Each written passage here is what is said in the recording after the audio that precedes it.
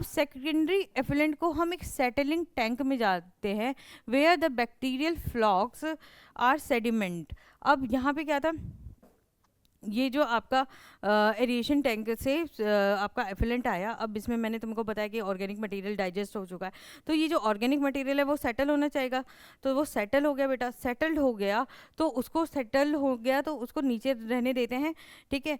और उसमें से थोड़ा सा पार्ट, अब इस चीज़ को क्या बोलते हैं, अब ये चीज़ कहलाती है, जो भी सेडिमेंटेशन हुआ है यहाँ पे इस पोर्शन में, इसको हम क्या बोलते हैं, एक्टिवेटेड स्लज। तो नेक्स्ट देखना है अब हमें माइक्रोब्स इन सीवेज ट्रीटमेंट, ठीक है।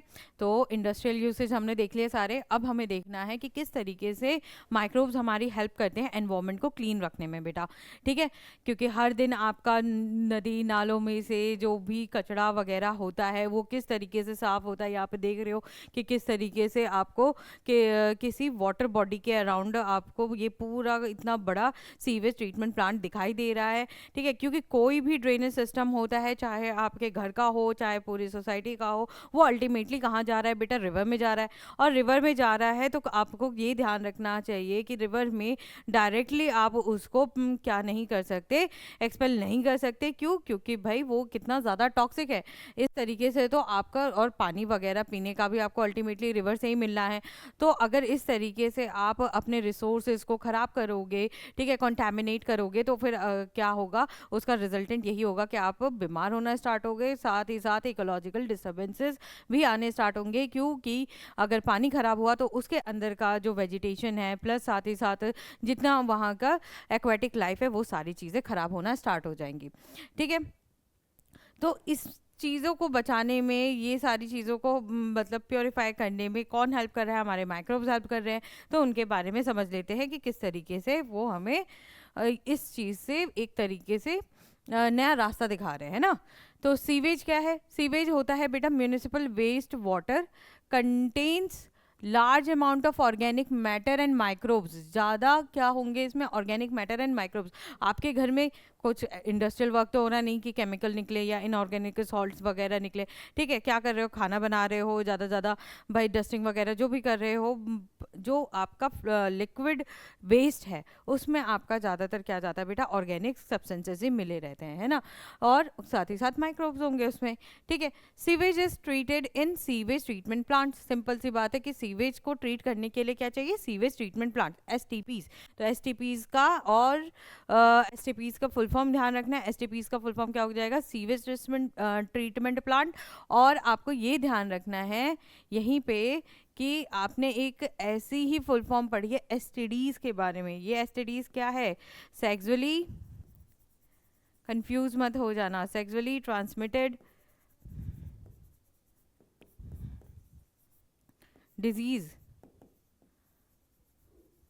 ठीक है। Sexually transmitted diseases STD, sewage treatment plant is STP. तो ये दोनों आपने ध्यान रखना है, इन दोनों के फुल फॉर्म ध्यान रखने, कंफ्यूज नहीं रहना है, ठीक है।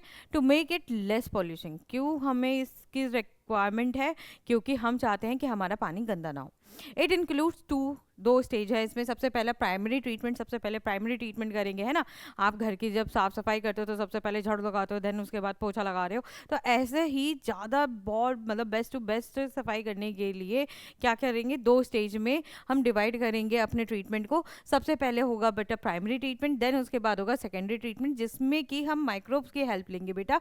तो क्वेश्चन आता है कि आपका जो ट्रीटमेंट स्ट्रक्चर है या प्रोसीजर है, उसके अंदर आप जो माइक्रोब्स यूज़ कर रहे हो वो कौन से प्रोसीजर में यूज़ कर रहे हो, प्राइमरी में या सेकेंडरी में। तो आप बोलोगे कि सेकेंडरी में। तो यहाँ पे एक एमसीक्यू मिल सकता है आपको कि सेकेंडरी ट्रीटमेंट में आपका बायोलॉजिकल ट्रीटमेंट यानी यूज़ ऑफ माइक्रोब्स कहाँ होता है, आपका सेकेंडरी ट्रीटमेंट में। अब समझ लेते हैं प्राइमरी और सेकेंडरी ट्रीटमेंट होता कैसे है।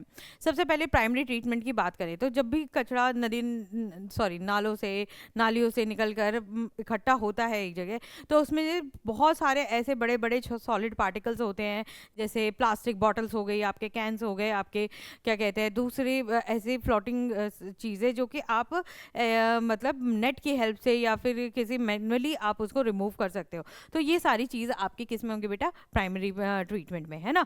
हाथ से जो भी आप साफ कर लो या दिख रहा है कि ये तो बड़ी बड़ी चीज़ है, आप उसको पहले हटा दोगे, है ना। जब भी घर में सफाई करने लगते हो पहले हाथ से चीज़ों को सेटल करते हो, सेम प्राइमरी ट्रीटमेंट में हो रहा है। तो it is a physical removal of particles, it includes removal of floating debris, है ना। ध्यान रखना है फ्लोटिंग, है ना, जो ऊपर है, क्योंकि आप किसका सीवेज का ट्रीटमेंट कर रहे हो, फ्लूइड है वो, तो जो भी ऊपर दिख रहा है उसी को, उसके अंदर कूद के तो आप सफाई करने वाले नहीं हो, है ना।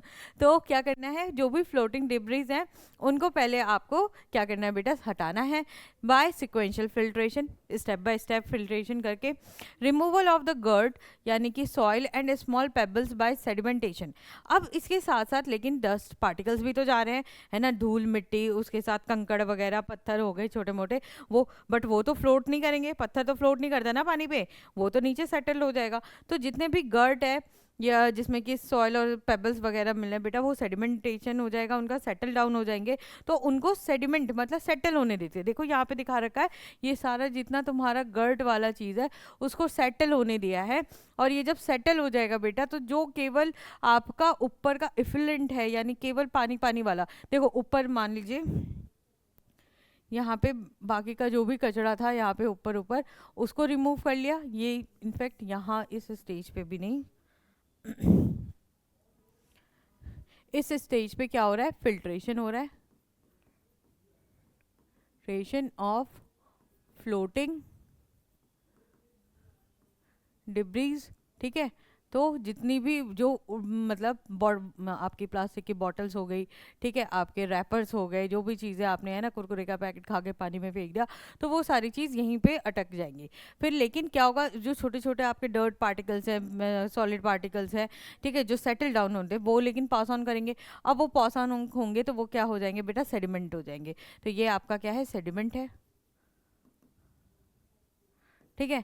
तो सेडिमेंट हो गया। अब ये जो सेडिमेंट्स हैं वो आपके वहीं रह जाएंगे, फिर बाकी आगे पास होता जाएगा सेडिमेंटेशन टैंक के में गर्ट चैम्बर से, ठीक है। ये चीज़ क्या है, गर्ट चैम्बर है। क्यों गर्ट चैम्बर है, क्योंकि गर्ट चैम्बर में आपका गर्ट इकट्ठा हो गया है। अब गर्ट से आगे जो चला जाएगा, जो भी बचा हुआ रहेगा portion, that is only fluid, और वो क्या होगा, सेडिमेंटेशन के टैंक से पास ऑन हो जाएगा, ठीक है। The settled solids from the primary sludge क्या बनाता है बेटा, प्राइमरी स्लज बनाता है, ठीक है।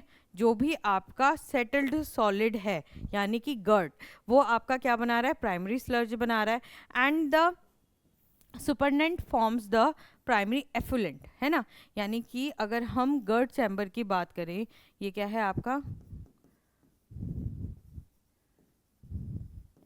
गर्ट चैम्बर है, ठीक है। गर्ट चैम्बर की बात करें बेटा, तो जो भी चीज़ ऊपर रह जाएगी यानी कि लिक्विड, ठीक है, ये लिक्विड क्या कहलाएगा आपका, ये कहलाएगा बेटा एफिलेंट, ठीक है।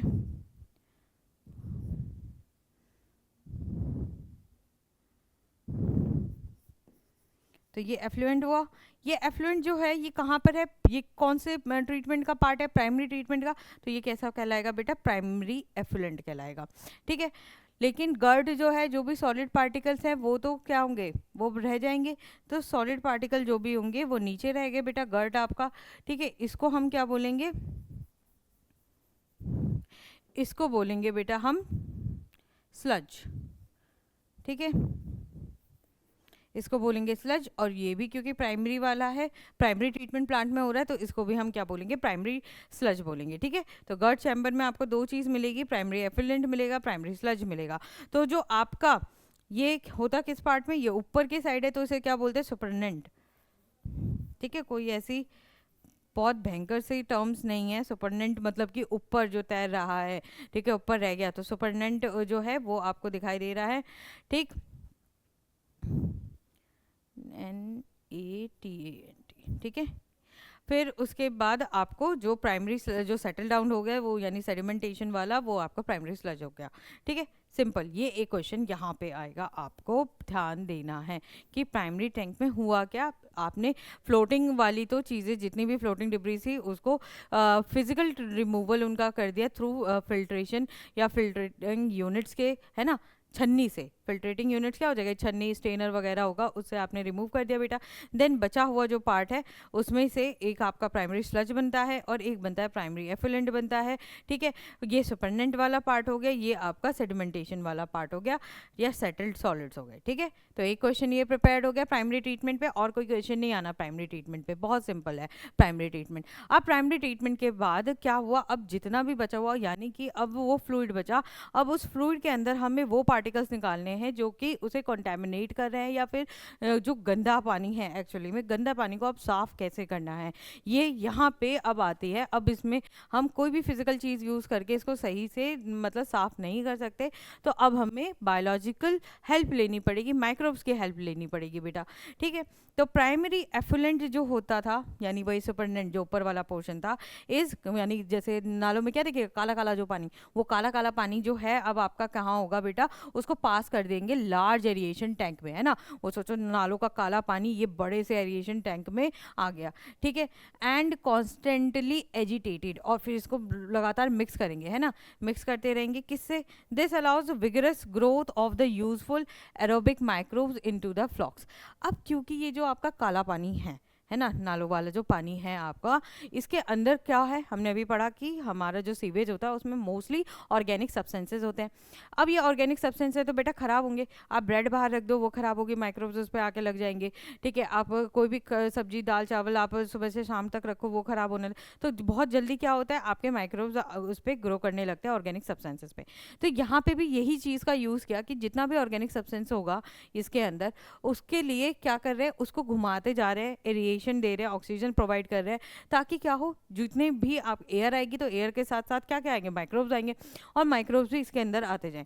अब वो माइक्रोब्स आएंगे जो इस पे क्या करते हैं बेटा, रिलाई करते हैं, जो जिनका ये फूड है ना, डिटेरियस फूड साइकिल, डिटेरियस फूड साइकिल हम आगे भी पढ़ेंगे, डिटेरियस फूड चेन आगे भी पढ़ेंगे, वही है ये, ठीक है। तो इसमें कौन से बैक्टीरिया, सबसे इंपॉर्टेंट क्वेश्चन कि आपका जो क्या कहते हैं सेकेंडरी बायोलॉजिकल ट्रीटमेंट होता है, कैसे बैक्टीरिया का यूज़ हो रहा है उसमें बेटा, उसमें इन्वॉल्वमेंट हो रहा है एरोबिक माइक्रोब्स का, बैक्टीरिया भी नहीं, बैक्टीरिया के साथ साथ और भी खैर बैक्टीरिया के ही टर्म्स में एनारोबिक और एरोबिक वाली चीज़ आएगी। तो एरोबिक माइक्रोब्स का यूज़ हो रहा है इनटू फ्लॉक्स। फ्लॉक्स क्या होते हैं, ये क्वेश्चन ये बनता है बेटा, बहुत इंपॉर्टेंट क्वेश्चन है। फ्लॉक्स क्या होता है, फ्लॉक्स होता है बेटा बैक्टीरिया प्लस फंगस का एसोसिएशन, ठीक है। जैसे आपने लाइकेन पढ़ा है, लाइकेन क्या पढ़ा है कि लाइकेन एसोसिएशन होता है फंगस प्लस एल्गी का, तो वैसे ही आपका क्या कहते हैं फ्लॉक्स क्या हो गया, फ्लॉक्स हो गया आपका बैक्टीरिया और फंगस का एसोसिएशन, ठीक है, simple. Filaments to form mesh like structure, पर ये पता कैसे बना रहे हैं, देखो यहाँ पे फ्लॉक दिखा रखा है, ये जब मिलते हैं बैक्टीरिया और आपका क्या है इसके अंदर, आपको मिलेगा इसके अंदर बैक्टीरिया प्लस फंगस, है ना। तो फंगस तो बेटा वैसे ही लंबे लंबे आपने देखा है फंगस का स्ट्रक्चर फिलामेंटेनियस स्ट्रक्चर होता है, और बैक्टीरिया उससे चिपक जाता है, तो आपको इस तरीके के फ्लॉक्स दिखेंगे, है ना। अब ये फ्लॉक्स को इसके अंदर मिक्स होने देते हैं या ग्रो होने देते हैं।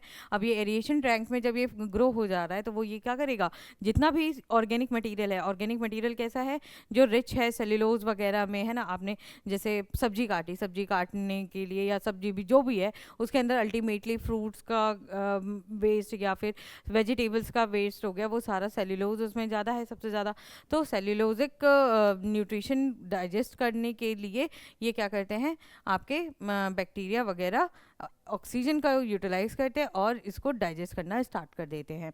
These microbes consume the organic matter in the affluent, जो भी एफुलेंट में आपका अब इसी स्टेटमेंट को दे देगा कि these microbes consume the organic matter in the sludge. अब स्लज उस टाइम पे तुमको याद आके नहीं देगा कि स्लज होता क्या है, ठीक है। तो एफुलेंट, एफुलेंट मतलब ऊपर की तरफ, बाहर की तरफ, है ना। हमने कहीं भी एफरेंट आर्टरी पढ़ी है, हमने ईफरेंट आर्टरी पढ़ी है, तो ईफरेंट मतलब जो एग्जिट कर रहा है, ई से एग्जिट, ई से ऊपर, ठीक है, बाहर की तरफ। तो बाहर की तरफ क्या है, ऊपर वाला फ्लूइड ही तो है, तो इफुलेंट के अंदर क्या हो रहा है बेटा, ऑर्गेनिक मटेरियल को कंज्यूम किया जा रहा है। This reduces the BOD of the effluent. अब बीओडी की बात करते हैं, बीओडी होता क्या है, बीओडी क्या चीज़ है, देखो ये तो हो गया प्राइमरी एफिलेंट आया। प्राइमरी एफिलेंट कहाँ गया बेटा, ये ध्यान रखना आपको कि प्राइमरी एफिलेंट आया, ये यहाँ से रखना काला पानी, है ना, काला पानी इसके अंदर घुसाया हमने, फिर किस में घुसाया हमने, एरिएशन टैंक में।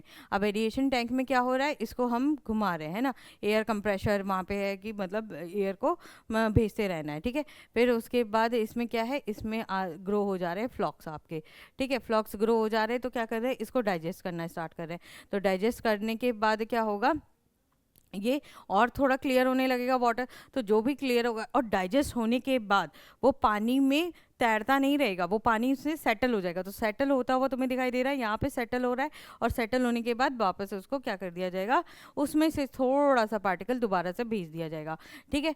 तो ये चीज़, और बाकी जो साफ हो गया है पानी थोड़ा बहुत, वो ऊपर अगेन एफुलेंट की तरह, वो सेकेंडरी एफुलेंट की तरह, वो सेकेंडरी एफुलेंट बेटा आपका आगे फिर प्रोसेसिंग के लिए चला जाएगा, ठीक है। अब इसमें बात आती है, देखो यहाँ पे तुम्हें दिख रहा है कि एक मतलब क्या है, ग्राइंडर जैसा कुछ दिख रहा है। ये ग्राइंडर किस लिए, ताकि वो हवा उसके अंदर आप क्या कर सकते हो, बार बार इसको रोटेट करने में हवा इसके अंदर घुसती रहेगी, एयर मिलती रहेगी। एयर यानी कि एयर में हमें क्या चाहिए, ऑक्सीजन मिलता रहेगा बेटा। और ऑक्सीजन क्यों चाहिए, ऑक्सीजन इसलिए चाहिए कि आपका क्या हो, ये न्यूट्रिशन साइकिल या डाइजेशन करती रहे ये फ्लॉक्स, ठीक है। फ्लॉक्स को या हमें भी, है ना, रेस्पिरेशन के लिए हमें ऑक्सीजन रिक्वायरमेंट होती है। तो oxygen requirement is BOD, the oxygen required by the aerobes, sorry anaerobes नहीं, aerobes, the oxygen required by the aerobes to digest the organic material present in the primary effluent is known as BOD, ये कह सकते हो आप, ठीक है। तो amount of oxygen consumed by the bacteria to oxidise all the organic matter in 1 litre, पर ध्यान क्या रखना है, 1 लीटर, वो दे देगा 2 लीटर या पूरा प्राइमरी एफिलेंट में नहीं, 1 लीटर गंदे पानी में जितना भी ऑक्सीजन चाहिए बैक्टीरिया या फ्लॉक को उसको डाइजेस्ट करने के लिए, वो चीज़ आपका क्या कहलाता है बेटा, BOD। यानी कि मैं अगर एक रोटी खाऊं और मुझे एक रोटी को डाइजेस्ट करने के लिए जितनी मुझे ऑक्सीजन की रिक्वायरमेंट होगी, दैट इज़ मेरा BOD। ऐसे ही फ्लॉक के लिए जितना इस क्या कहते हैं, कॉन्टेमिनेटेड वाटर या फिर हमारा प्राइमरी एफ्लुएंट, इसमें क्या है, primary effluent, 1 litre primary effluent को डाइजेस्ट करने के लिए वो फ्लॉक जितना ऑक्सीजन डिमांड कर रहा है, दैट इज़ आपका BOD या फिर बायोकेमिकल ऑक्सीजन डिमांड।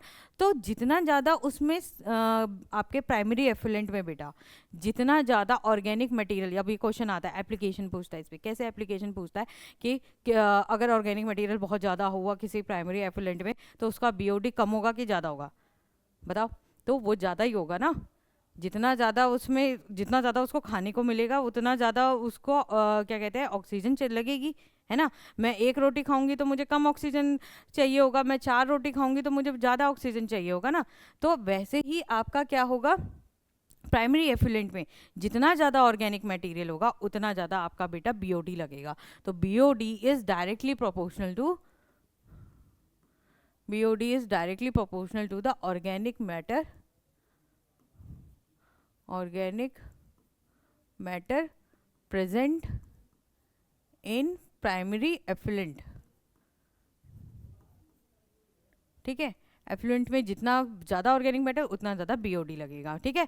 और यही बात जितना ज़्यादा क्यों है, इतना ज़्यादा क्योंकि हमने ज़्यादा गंदा किया है, हमने ज़्यादा साग सब्जी वेस्ट करके उसके अंदर डाल दी है, तो ज़्यादा गंदा हुआ। तो यानी जितना ज़्यादा गंदा पानी होगा उतना ज़्यादा BOD होगा, है ना।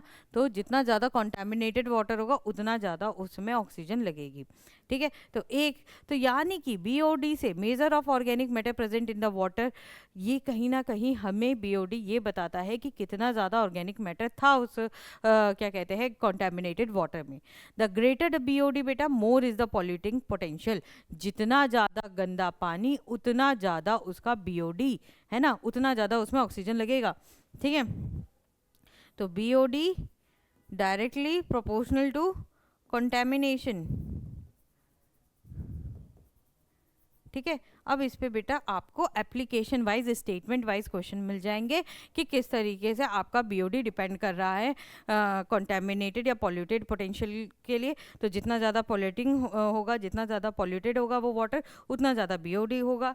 बेटा जितना ज़्यादा आपका ऑर्गेनिक मैटर होगा उतना ज़्यादा बीओडी होगा, या जितना ऑर्गेनिक मैटर उतना ज़्यादा पॉल्यूटिंग पोटेंशियल हुआ उस क्या कहते हैं सीवेज का। तो इस तरीके से आप समझ सकते हो। या कम बीओडी यानी कि साफ़ पानी, जैसे कि अगर मैं हम बिस्लेरी की बॉटल देखें तो बिस्लेरी की बॉटल का बीओडी सबसे मिनिमम होगा, या फिर क्या कहते हैं कोई भी आप फिल्टर्ड वाटर लोगे तो उसका बीओडी बहुत मिनिमम होगा। जबकि आप अगर अभी अपने नाली से पानी निकाल के उसका बीओडी चेक करोगे वो बहुत ज़्यादा होगा। ठीक है, अब आते हैं नेक्स्ट चीज, the effluent is then passed into a settling tank. अब जो भी तुम्हारा एरिएशन टैंक से एफिलेंट निकला, ठीक है, ये कौन सा एफिलेंट कहलाएगा? अब बेटा एरिएशन टैंक से बाहर निकल रहा है तो दिस वुड बी आपका सेकेंडरी एफिलेंट। अब सेकेंडरी एफिलेंट को हम एक सेटलिंग टैंक में जाते हैं where the bacterial flocs are sediment. अब यहाँ पे क्या था, ये जो आपका एरिएशन टैंक से आपका एफिलेंट आया, अब इसमें मैंने तुमको बताया कि ऑर्गेनिक मटेरियल डाइजेस्ट हो चुका है, तो ये जो ऑर्गेनिक मटेरियल है वो सेटल होना चाहिए। तो वो सेटल हो गया बेटा, सेटल्ड हो गया तो उसको सेटल हो गया तो उसको नीचे रहने देते हैं, ठीक है। और उसमें से थोड़ा सा पार्ट, अब इस चीज़ को क्या बोलते हैं, अब ये चीज़ कहलाती, जो भी सेडिमेंटेशन हुआ है यहाँ पे इस पोर्शन में, इसको हम क्या बोलते हैं? Activated sludge. एक्टिवेटेड क्यों बोल रहे हैं? क्योंकि इसमें है आपका बैक्टीरिया और आपका फंगस, है ना, यानी कि फ्लॉक्स है, ठीक है। और फ्लॉक्स कैसे? लिविंग ऑर्गेनिज्म है, लिविंग चीज़ है, तो लिविंग है इस वजह से इसको क्या बोल रहे हैं? Activated sludge. और इससे पहले वाला जो आपका प्राइमरी ट्रीटमेंट में था उसको क्या बोल रहे थे? प्राइमरी स्लज, ठीक है, वो नॉन लिविंग था, उसके अंदर क्या था? गर्ड थे ना, उसमें मिट्टी वगैरह थी, ठीक है। तो ये एक्टिवेटेड स्लज है। अब इस एक्टिवेटेड स्लज को हम पूरा नहीं फेंकते, हम क्या करते हैं, इसमें से थोड़ा सा पोर्शन लेते हैं और वापस से एरिएशन टैंक में डाल देते हैं। क्यों करते हैं हम ऐसा? अब देखो इसमें मैंने बोला अभी लिविंग बैक्टीरिया और आपका क्या है? फंगस है। मैं बार बार थोड़ी मतलब क्या कहते हैं बैक्टीरिया या फंगस के उगने का वेट करूँगी। मैं क्या करूँगी, एक बार उग गया दोबारा से इसको डाल दूंगी तो और तेज़ी से मेरा मतलब सेकेंडरी ट्रीटमेंट है तेजी से रन करेगा, है ना। मुझे उतना टाइम नहीं लगेगा जितना टाइम मुझे फर्स्ट टाइम लगा इस फ्लॉक को ग्रो करवाने में, ठीक है। तो this is what, this is जो स्मॉल पोर्शन आपने यूज किया है फ्लॉक का, that is known as inoculum. जैसे हम दही का जामन बोलते हैं वैसे ये इनोकुलम क्या है? ये एक्टिवेटेड स्लज का इनोकुलम हमने एरिएशन टैंक में जामन हमने जो यूज किया है। एरिएशन क्यों यूज करते हैं? दही का जामन दही जमाने के लिए। क्यों? क्योंकि उसमें बैक्टीरिया है, तो बैक्टीरिया चाहिए, बैक्टीरिया यहाँ से मिल गया तो यहाँ का भी क्या कहलाएगा? इनोकुलम कहलाएगा बेटा। A small part of the activated sludge is pumped back into the aeration tank to serve as inoculum. ये आपने ध्यान रखना है कि इसको हम क्या बोलते हैं? इनोकुलम बोलते हैं। जो छोटा सा पोर्शन आप वापस एरिएशन टैंक में डाल दोगे दैट इज इनोकुलम।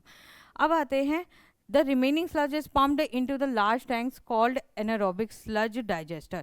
अब एरोबिक के बाद एरोबिक ट्रीटमेंट हो गया, यहाँ पे ट्रीटमेंट हो गया, अब बचा फिर से एफिलेंट, सेकेंडरी एफिलेंट। अब इस सेकेंडरी एफिलेंट को आगे डालते हैं हम किस में बेटा? आपका बड़े बड़े टैंक्स में डालते हैं जो कि एनारोबिक स्लज डाइजेस्टर्स होते हैं। Here some anaerobic bacteria digest the bacteria and fungi in the sludge by producing gases like methane, H2S, CO2. These gases form the biogas। अब क्या हुआ, जो आपका बचा हुआ स्लज था, है ना, सॉरी कहाँ गया, ये एक्टिवेटेड स्लज था, उसमें से कुछ पोर्शन उठा के आपने इनोकुलम उठा के एरिएशन टैंक में डाल दिया। बाकी बचा हुआ स्लज इसको अब ऐसे तो नहीं छोड़ दोगे मिट्टी में, इसको भी तो हम अल्टीमेटली हमें जो हमारी पॉइजनस या टॉक्सिक चीज़ें हैं उसको ख़त्म करना है ना। पानी तो साफ़ होता ही रहेगा, हो चुका है, इतने लेवल पे साफ़ हो चुका है। अब इसको साफ़ करने के लिए क्या कर रहे हैं? अब हम इसको एनारोबिक टैंक में भेज रहे हैं जहाँ पे क्या होगा बेटा? कुछ ऐसे एनारोब बैक्टीरिया होंगे, है ना, सबका खात्मा के लिए कुछ ना कुछ बना हुआ है। तो इस एरोबिक या फ्लॉक को ख़त्म करने के लिए एनारोबिक बैक्टीरिया बने हुए हैं। तो ये एनारोबिक बैक्टीरिया उस पर ग्रो करते हैं बेटा और उसको क्या करते हैं? डाइजेस्ट कर देते हैं फ्लॉक को या फिर एक्टिवेटेड स्लज को बेटा। और क्या होता है? उससे मिलती है आपको मीथेन, हाइड्रोजन सल्फाइड और आपको कार्बन डाइऑक्साइड। इन तीनों गैसेस का जो मिक्सचर है ये क्या कहलाता है बेटा? बायोगैस। तो बायोगैस अगर पूछ दे क्वेश्चन में कि बायोगैस केवल मीथेन है, नहीं, केवल मीथेन नहीं है बायोगैस। बायोगैस आपका मीथेन भी है, H2S भी है और आपका कार्बन डाइऑक्साइड भी है। तो 3 गैसेस हैं उसके अंदर, कार्बन डाइऑक्साइड, मीथेन एंड आपका hydrogen sulphide. Only inflammable gas in biogas is methane. ठीक है, ये पॉइंट ध्यान रखना है। The effluent is release into the natural water. अब क्योंकि मैंने बताया तुमको कि यहाँ पे तुमने देख लिया कि पानी काफ़ी हद तक साफ हो गया है, अब इसको हम छोड़ सकते हैं। कैसा? नदी में छोड़ सकते हैं डायरेक्टली। आप अब इसको वाटर बॉडीज में छोड़ दोगे, जैसे कि रिवर्स और स्ट्रीम में छोड़ सकते हो। तो पूछ सकते हैं कि रिवर और स्ट्रीम्स में आप कौन सा स्टेज पर एफिलेंट को छोड़ते हो? सेकेंडरी एफिलेंट को, है ना। वो ऑप्शन दे देगा, primary effluent, secondary effluent, activated sludge, या फिर क्या कहते हैं आपका प्राइमरी स्लज, या फिर एरिएशन टैंक वाला एफिलेंट। तो आपने बताना है कि कौन सा सेकेंडरी एफिलेंट को आप वाटर बॉडीज में रिलीज करते हो। बचे हुए एक्टिवेटेड स्लज को आप एनारोबिकली डाइजेस्ट करवाते हो, जिससे आपको क्या मिल रहा है? बायोगैस मिल रही है। ठीक है, तो देखो स्लज डाइजेस्टर्स हैं ये। ठीक है, स्लज का मतलब डाइजेशन हो रहा है। कौन सा स्लज का बेटा? एक्टिवेटेड स्लज का। एक्टिवेटेड स्लज का डाइजेशन हो रहा है यहाँ पे। ठीक है, यहाँ पे ऐसे ये भी रोटेटर्स हैं, ये बड़े बड़े रोटेटर्स हैं, ये मिक्स करने के लिए हेल्प करते हैं। ठीक है, फिर ड्रायर है। ड्रायर क्यों है? ताकि हमें ये कैसा एनारोबिक एनवायरनमेंट बनाना है ना, तो एनारोबिक एनवायरनमेंट के लिए ड्रायर भी है। ड्राई स्लज फिनिशिंग, फिर उसके बाद आपको देखो ड्राई कर दिया, अब वो उसमें ग्रो होने देंगे। वो एनारोब्स जो यहाँ पे इसको क्या करेंगे बेटा? गैस में चेंज कर देंगे, मीथेन, हाइड्रोजन सल्फाइड, CO2। तो गैस जो बनेगी वो इस तरीके से बाहर आ जाएगी। ठीक है, ये आपका क्या हो गया? एक तरीके से बायोगैस भी। इसमें दो आपके तो पूछ सकता है, क्या पूछ सकता है? ये पूछ सकता है कि आपने जब सीवेज ट्रीटमेंट प्लांट कराया तो कितने तरीके के माइक्रोब्स का यूज़ किया?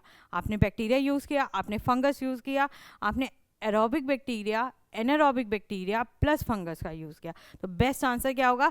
Aerobic bacteria, anaerobic bacteria plus fungus. इन तीनों का हमने यूज़ करके, इन तीनों माइक्रोब्स का यूज़ करके हमने क्या किया है? सेकेंडरी ट्रीटमेंट किया है ना, और या फिर STP में इस्तेमाल हुआ है उनका। ठीक है, तो आपका प्राइमरी एफिलेंट आया। प्राइमरी एफिलेंट को आपने एरिएशन टैंक में डाला। एरिएशन इससे पहले क्या है?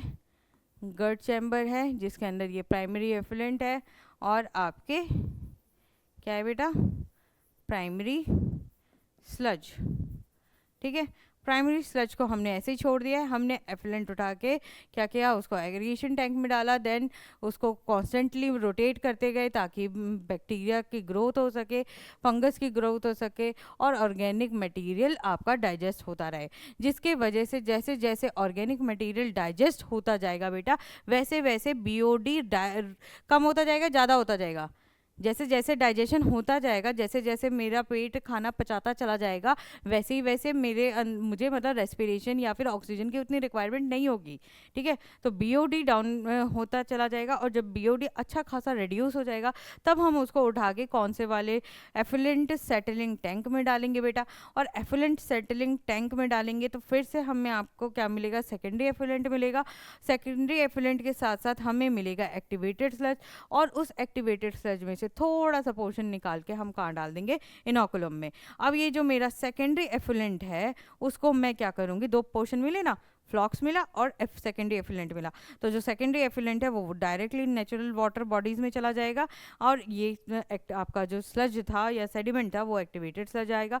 अब इस एक्टिवेटेड स्लज को भी ख़त्म करना है मुझे। तो 100% अपना मतलब चाहे वेस्ट प्रोडक्ट लिक्विड आया हो या और क्या कहते हैं सॉलिड आया हो, उन सबको ख़त्म करना है। जितना मिनिमली मैं ख़त्म कर सकती हूँ या जितना मिनिमल मैं कॉन्टामिनेशन रख सकती हूँ उतना ही रखूँगी, है ना। जितना ज़्यादा उसको साफ़ किया जा सकता है करा जाएगा।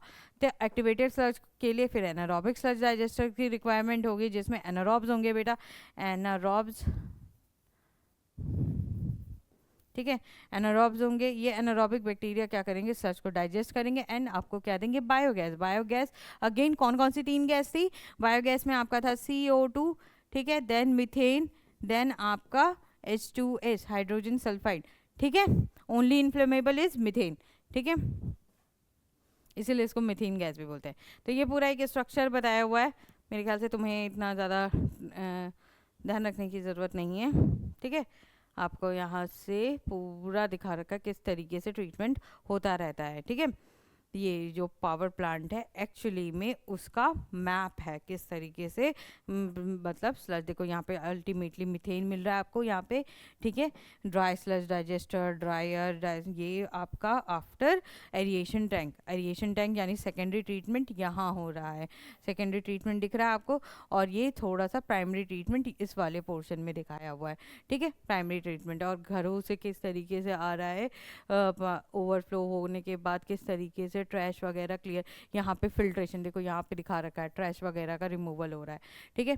तो वो आपका प्राइमरी एफिलेंट आ रहा है, प्राइमरी एफिलेंट के बाद यहाँ पे ये देख रहे हो येलो येलो सा, दिस इज व्हाट गर्ट, ठीक है। यहाँ पे आपका प्राइमरी स्लज भी दिख रहा है, ठीक है। तो इस तरीके से पूरा यहाँ पे आप विजिट कर सकते हो, ठीक है। आफ्टर एग्जाम जब टाइम मिले तो ज़रूर विजिट करना किसी एसटीपी को, ठीक है।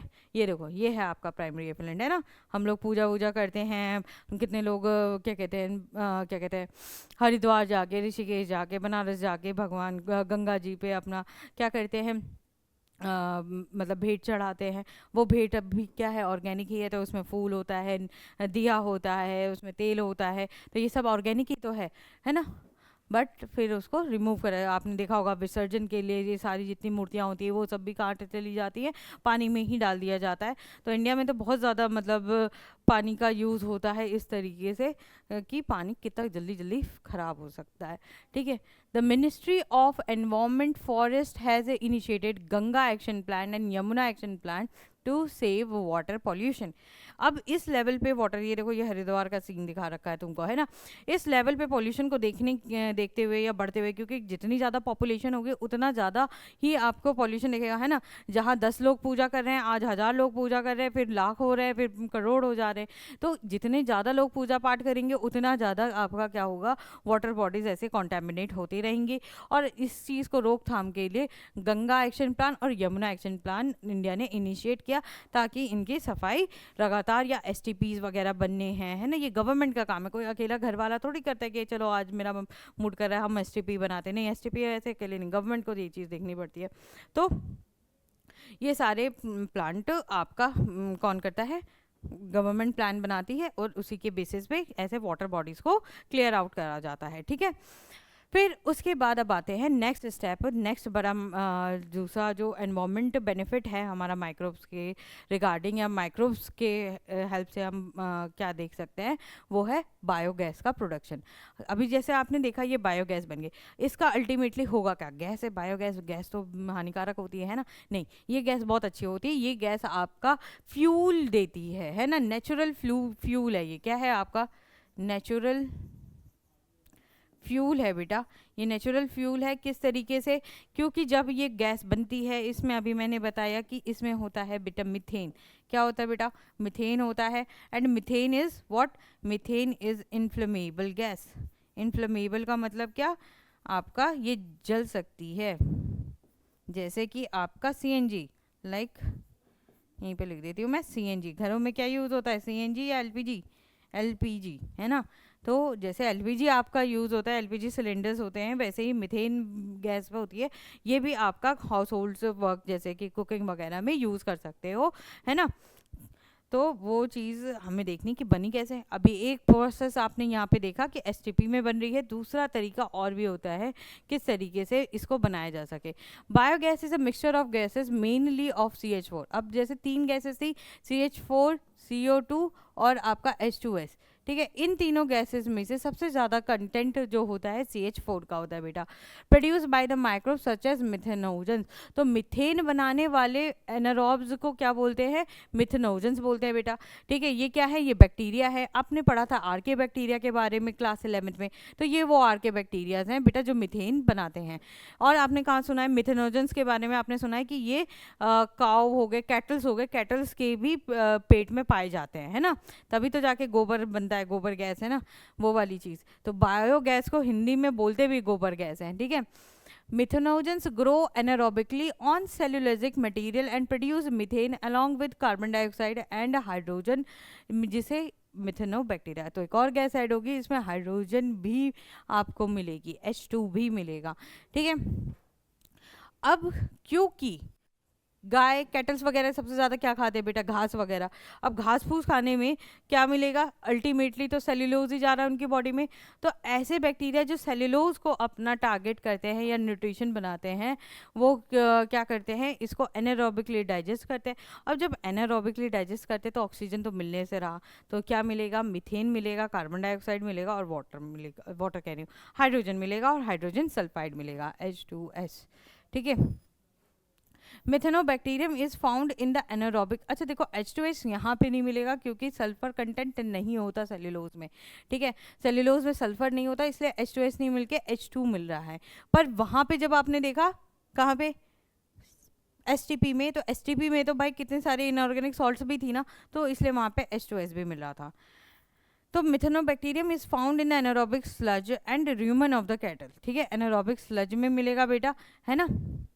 और मैंने अभी बताया ना, कैटल्स के पेट में, पेट का पार्ट है, पेट जैसे हमारा स्टमक होता है, इंटेस्टाइन होता है, स्मॉल इंटेस्टाइन, लार्ज इंटेस्टाइन, वैसे ही कैटल में भी एक रूमन एक पार्ट है जिसमें क्या मिलता है आपको, सेल्यूलोज को डाइजेशन के लिए बैक्टीरिया स्टोर्ड होते हैं उसके इस रूमन पार्ट में।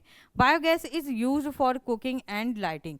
केवल खाना पकाने के लिए नहीं, इसमें लाइट भी इन्फ्लेमेबल है, तो ऑफकोर्स लाइट एनर्जी भी होगी, तो लाइटनिंग के लिए भी यूज़ किया जाता है।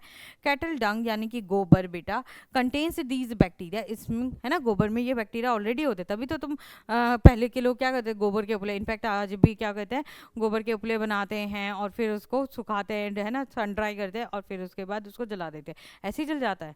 ऐसे तो कुछ भी जला दो, किसी भी क्या कहते हैं, कुत्ते बिल्ली के पूप को ऐसे सुखा के जला दो, नहीं, सबके में नहीं होगा, केवल गाय में होगा, क्योंकि वहाँ पे कैटल के पास क्या है, मिथेनोजन बैक्टीरिया है, और ये क्या कर रहा है बेटा, मीथेन गैस बना रहा है। उसके गोबर में क्या मिल रहा है तुमको, क्या कहते हैं, ये बैक्टीरिया मिल रहा है जो ऐसी गैस बनाने में हेल्प कर रहा है।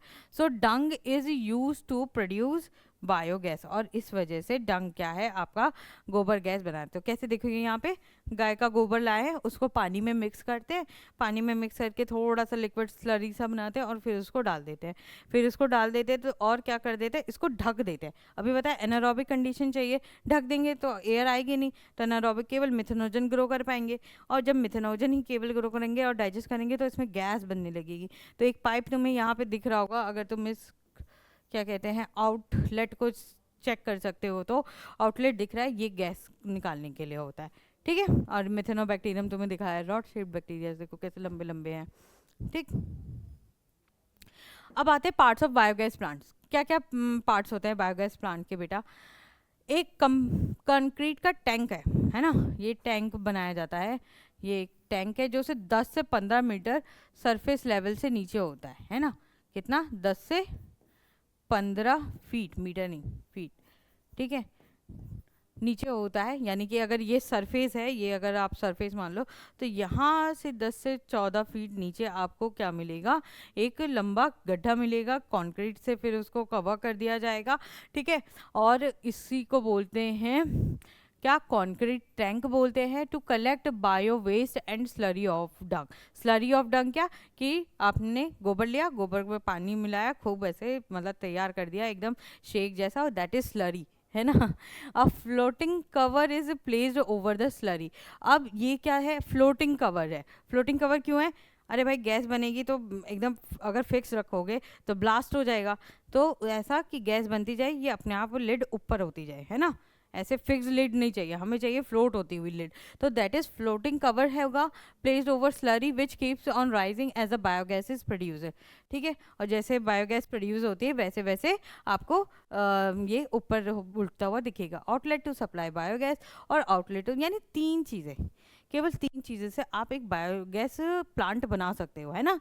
आपको क्या चाहिए, एक टैंकर चाहिए, टैंकर किस लिए चाहिए, ताकि आप उसमें गोबर मिला सको, ताकि उसमें क्या मिला सको, अपना क्या कहते हैं जितना भी घर का ऑर्गेनिक मटेरियल है वो मिला सको, सबको मिला के मिक्स करके छोड़ दो, फिर उसे ढक्कन लगा दो, और ढक्कन कैसा होना चाहिए, फ्री फ्लोटिंग टाइप का होना चाहिए, तो वो इस तरीके का ढक्कन होना है, मूवेबल टाइप का, और फिर उसको छोड़ दो कुछ दिनों के लिए, तो वो कुछ टाइम बाद आपको क्या मिलेगा, उसमें मीथेन गैस बनती हुई रहेगी। अब जब मीथेन गैस है, आप गैस यूज़ करनी है, तो उसको आउटलेट से निकाल लेना किसी पाइप से थ्रू, मतलब पाइप से निकाल लोगे। ठीक है, और रिमूव आउटलेट, और एक आउटलेट चाहिए होगा कि भाई अब ये हमेशा हमेशा ऐसे ही तो नहीं रहेगा।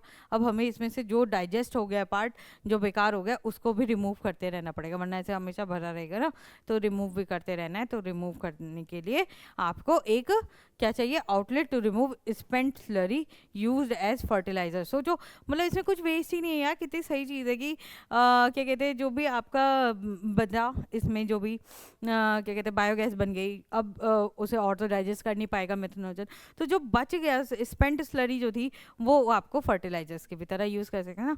पूरा मतलब 100% सेटिस्फेक्शन के साथ बायोगैस तैयार हो जाएगी कचड़ों से, और आपको 1% भी कॉन्टेमिनेटेड प्रोडक्ट नहीं मिलने वाला। इनफैक्ट आपको हर तरीके से एनवायरमेंट को सस्टेन करने वाली चीज़ें मिलेंगी, है ना। कितना सस्टेनेबल प्रोडक्ट है या फिर प्लांट है ये, ठीक है। ध्यान क्या रखना है, एनसीईआरटी का डायग्राम है ये। एनसीईआरटी के डायग्राम में ये ध्यान रखना है लेबलिंग कि ये क्या है, ये है आपका स्लरी जहाँ से डालोगे ना, जो भी घोल बनाया, जो भी आपने घर से ऑर्गेनिक मटेरियल उठाया है ना।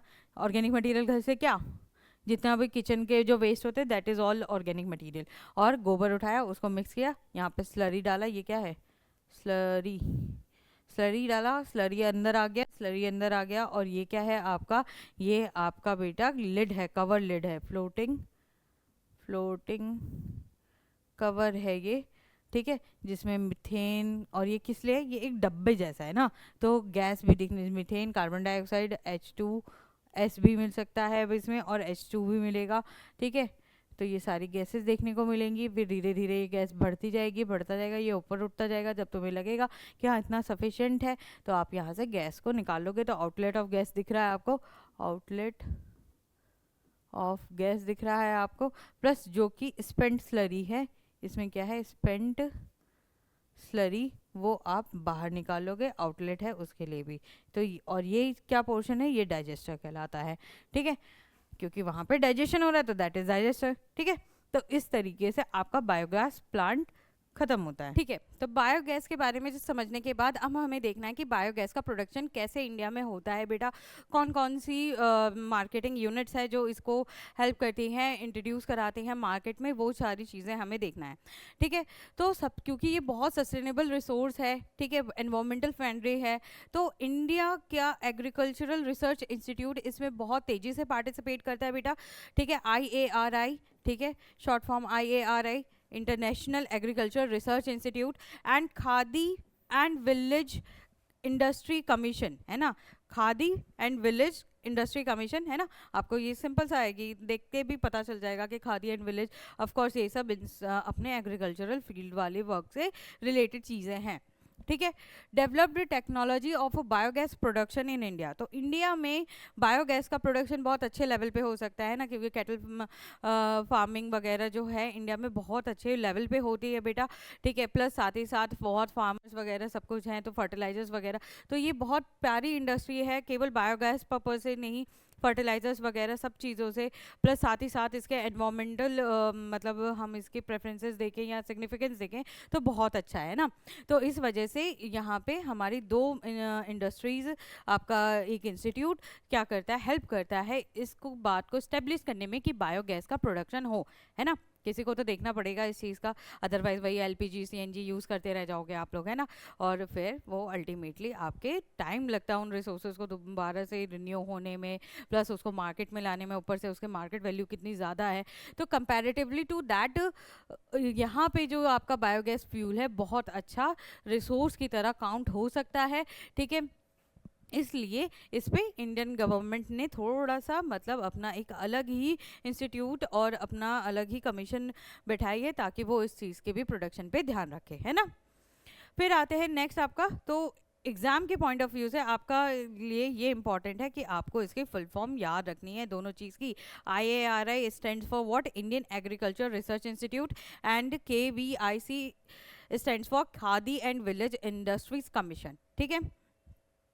नेक्स्ट है हमारे माइक्रोब्स इन बायो कंट्रोल, ये क्यों लिखा हुआ है, एक सेकेंड, थोड़ी सी टाइपिंग मिस्टेक।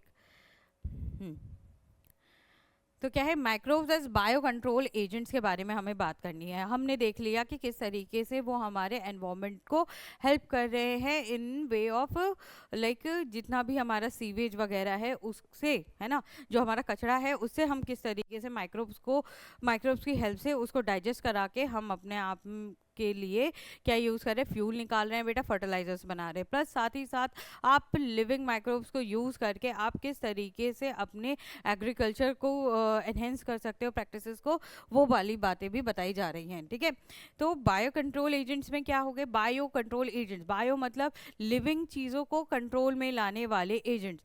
ठीक है, अब bio control is the use of biological methods for controlling plant diseases and paste. अब तुमको पता है कि सबसे ध्यान रखने वाली बात क्या है कि खाना मिलना चाहिए। खाना मिलने के लिए तुम्हें फार्मर्स पे डिपेंड होना पड़ेगा, और फार्मर्स को ये ध्यान रखना पड़ेगा कि उनकी क्रॉप कितनी अच्छी से अच्छी हो सके, है ना।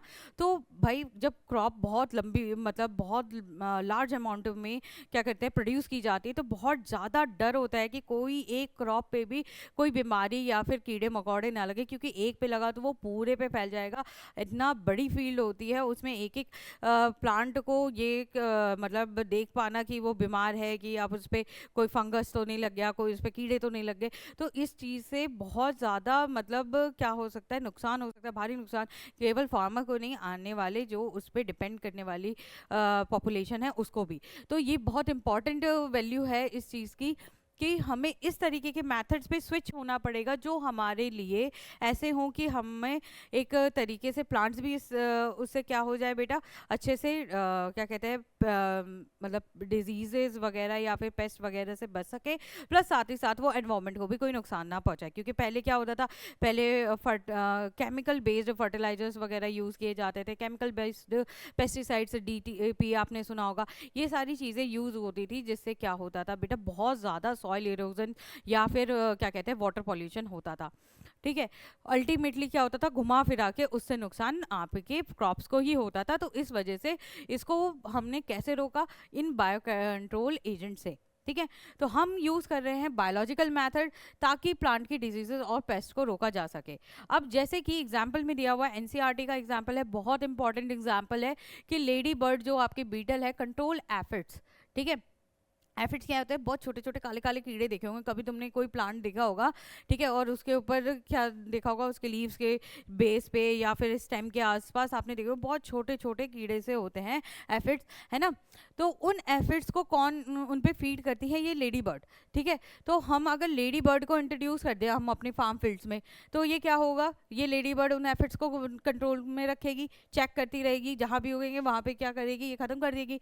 फिर होता है ड्रैगन फ्लाइज। ड्रैगन फ्लाइज क्या करते हैं बेटा, मॉस्किटोज को। अब मच्छर तो इंसानों को काटते हैं, इंसानों का खून चूसते हैं, प्लांट को क्या दिक्कत देंगे। अब तुम्हें पता है कि मच्छर में से केवल फीमेल मॉस्किटो जो होती है बेटा डिपेंडेंट होती हैं ह्यूमन ब्लड के लिए, बट वो भी तब जब उन्हें एग्स बनाने होते हैं। अल्टीमेटली उनका न्यूट्रिशन आता प्लांट से ही है, फ्यूगिवोरस होते हैं वो, है ना, प्लांट्स और फ्रूट्स पे डिपेंड करते हैं। तो मॉस्किटो से भी बचाना है हमें अपनी क्रॉप को, तो उसके लिए आप क्या इंट्रोड्यूस करते हैं, ड्रैगन फ्लाइज इंट्रोड्यूस करते हैं। ठीक है, chemical pesticides and insecticides kill both useful and harmful organism। और हम ऐसा क्यों करना चाह रहे हैं, हमें क्यों, मतलब भाई अब कोई भी कीड़ों को लेकर आ जाओगे तो उससे भी अल्टीमेटली कहीं ना कहीं दिक्कत हो सकती है या फिर वो नुकसान कर सकते हैं। तो मतलब क्यों हम उन पे मूव कर रहे हैं, हम अपने क्यों नहीं केमिकल रेजेंट जो कि बहुत ईजिली मार्केट में प्रोवाइडेड भी होंगे और क्या कहते हैं उनको यूज़ करना बहुत ईजी होगा, है ना। अब लेडी बर्ड और ड्रैगन फ्लाइज को तो भाई कहाँ कहाँ से बटोरना पड़ेगा, फिर उसके बाद उनको इंट्रोड्यूस करना पड़ेगा फील्ड्स में। तो हम क्यों स्विच कर रहा हमने ये बायो मेथड्स पे, तो उसका रीज़न ये है कि जो केमिकल पेस्टिसाइड्स होते थे, इंसेक्टिसाइड्स होते थे, वो हमारे यूजफुल और हार्मफुल दोनों ऑर्गेनिज्म को ख़राब करते। आपने सुना होगा अर्थवॉर्म के बारे में बेटा, अर्थवॉर्म को क्या बोलते हैं, फार्मर्स फ्रेंड भी बोलते हैं ना। क्यों बोलते हैं फार्मर्स फ्रेंड, क्योंकि बेटा ये क्या रहता है, सॉइल में रहता है। सॉइल में तुमने पढ़ा है डिटीरियस फूड चेन, ठीक है, DFC। DFC से क्या होगा, DFC से ह्यूमस बनेगा, और ह्यूमस क्या होता है, सॉइल फर्टिलिटी को एनहेंस करता है ना। तो सॉइल फर्टिलिटी को एनहेंस करने के लिए ह्यूमस होना चाहिए, और ह्यूमस कहाँ बनेगा, डीएफसी वाली फूड चेन से, और डीएफसी फूड चेन जो होगी वो अर्थवॉर्म की वजह से होती है, ठीक है। पर जब आप इन पेस्टिसाइड्स या इंसेक्टिसाइड्स का यूज़ करते हो तो अर्थवॉर्म भी क्या होता है, उसमें ख़त्म हो जाता है। और ऐसे बहुत सारे कीड़े मकोड़े जो आपके हेल्प कर रहे थे, ठीक है, जो न्यूट्रिशन वैल्यू बढ़ा रहे थे, जैसे आपने एजोबैक्टर सुना, या फिर बहुत सारे आपने बैक्टीरियाज फंगस सुने हैं जो क्या करते हैं, अल्टीमेटली हेल्प करते हैं प्लांट को नाइट्रोजन फिक्सेशन में। तो वो क्या हो रहे थे, वो खत्म हो जा रहे थे बेटा, है ना। और क्या कर रहा था, और साथ ही साथ पॉल्यूशन भी, मैंने आपको बता दिया, सॉइल इरोजन भी हो रहा था, सॉइल की इनफैक्ट न्यूट्रिटिव वैल्यू भी ऊपर नीचे हो जा रही थी, पीएच ऊपर नीचे हो जाता है, और उसके वजह से आपकी जो आप सोच रहे थे कि आपको जितना ज़्यादा फायदा, उससे ज़्यादा इन सब चीज़ों के साइड इफेक्ट्स होते हैं, ठीक है। Bio control method has no such problems, पर बायो कंट्रोल मैथड में ऐसा कुछ नहीं है। लेडी बर्ड से कोई साइड इफेक्ट नहीं है, ड्रैगन फ्लाई से साइड इफेक्ट नहीं है। आपने ध्यान रखना है कि लेडी बर्ड किसको कंट्रोल करती है, एफिड। क्वेश्चन क्या आएगा कि लेडी बर्ड मैचिंग में आएगा, एक तो पहली बात, ठीक है। लेडी बर्ड क्या होता है, एफिड्स को कंट्रोल करती है बेटा, लेडी बर्ड को, और या फिर बीटल भी बोल सकते हो। ड्रैगन फ्लाइज आपकी किसको कंट्रोल कर रही है, मॉस्किटो से। मैंने कैसे ध्यान रखा था, मैंने ऐसे ध्यान रखा था कि ड्रैगन फ्लाई भी मच्छर जैसा दिखता है, तो मच्छर जैसा ही, मच्छर का बड़ा फॉर्म समझ लो, है ना। तो ड्रैगन फ्लाइज मॉस्किटो को कंट्रोल कर रहा है, लेडी बर्ड एफिड्स है ना। फिर आते हैं टू कंट्रोल बटरफ्लाई कैटरपिलर। अब तुमने देखा होगा कि बटरफ्लाई अपने जो एग्स है वो ले करती है किसी भी प्लांट वगैरह पे, ज़्यादातर क्या कहते हैं, ऐसे फ्रूट वाले जो पेड़ पौधे होते हैं उन पे करती है, ठीक है। अब तो इसको भी कंट्रोल करना है, क्योंकि जैसे ही कैटरपिलर बड़ा होगा तो वो उसी लीव्स वगैरह को खा पी के मस्त रहता है ना। तो इस चीज़ को कंट्रोल करने के लिए हमें बटरफ्लाई के कैटरपिलर को कंट्रोल करना पड़ेगा। The dried spores of BT, है ना, बैसिलस थर्जेनेसिस। बीटी की फुल फॉर्म क्या है बेटा, यहाँ पे लिखा हुआ है क्या कहीं, नहीं, ठीक है।